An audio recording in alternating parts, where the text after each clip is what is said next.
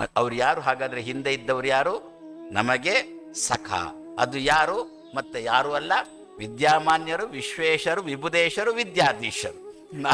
ನಾಲ್ಕು. ನನಗೆ ನಾನು ಗಟ್ಟಿ ನಿಲ್ಲಕ್ಕೆ ಕಾರಣ ಏನು ಅಂತಂದ್ರೆ, ಇದು 4 ಕಾಲಿನ ಮಂಚ ಇದು. ಆದ್ರಿಂದ ಗಟ್ಟಿ. ಒಂದು 3 ಕಾಲಾಗಿ ಎಲ್ಲಿ ಬೀಳ್ತಿತ್ತೋ ಏನೋ, 2 ಕಾಲು ಎಲ್ಲಿ ಉದುರುತ್ತಿತ್ತೋ ಏನೋ, ಆದ್ರೆ 4 ಕಾಲಿನ ಮಂಚ ಇದು. ಎಲ್ಲ V V V V V victory. ಯಾರಿಗೆ ವಿಕ್ಟರಿ? ನನಗೆ ವಿಕ್ಟರಿ. ಪಾಪ ಕಾಲು ಕಾಣಿಸೋಲ್ಲ, ಕಾಲು ಅಡಿಯಲ್ಲಿದೆ, ಮಂಚದ ಕಾಲು ಅಡಿಯಲ್ಲಿದೆ, ಅದರ ಮೇಲೆ ಕೂತಿದ್ದೇನೆ. ಯಾರು?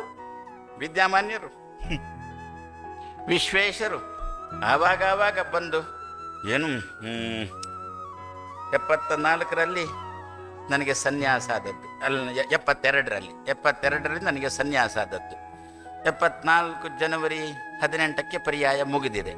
ಆಮೇಲೆ 16ರಲ್ಲಿದ್ದುಕೊಂಡು ಅಧ್ಯಯನ.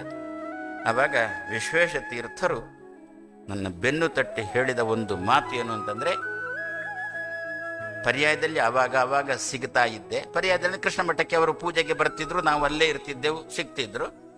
ಪರ್ಯಾಯ ಮುಗಿದು ಹೋಗುವ ಹೇಳಿದ್ದು, ನಾನಿನ್ನು ಸಿಗುವುದಿಲ್ಲ ಅಂತ ಬೇಸರ ಮಾಡಬೇಡ, ನೀನು 16ರಲ್ಲಿ ಓದ್ತಾ ಇರ್ತೀಯಲ್ವ, ಅಲ್ಲಿಗೆ ಬರ್ತಾ ಇರ್ತೇನೆ. ಮಾತ್ರ ಒಂದು, ಯಾವಾಗ ಬರ್ತೇನೆ ನಿನಗೆ ಹೇಳೋಲ್ಲ.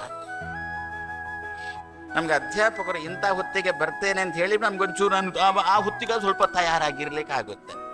ಇಂಥ ಹೊತ್ತಿಗೆ ಬರ್ತೇನೆ ಅಂತ ಹೇಳೋಲ್ಲ ಅಂತ. ಅದೇ ರಸ್ತೆಯಲ್ಲಿ ಓಡಾಡ್ತಾ ಇರ್ತೇನೆ ನಾನು.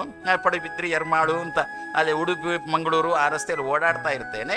ಎಷ್ಟೊತ್ತಿಗೆ ಒಳಗೆ ನುಗ್ತೇನೆ ಅಂತ ಗೊತ್ತಿಲ್ಲ ಅಂತ. ಹೀಗೆ ಅಂದ್ರೆ ಇದರ ಅರ್ಥ ಏನು?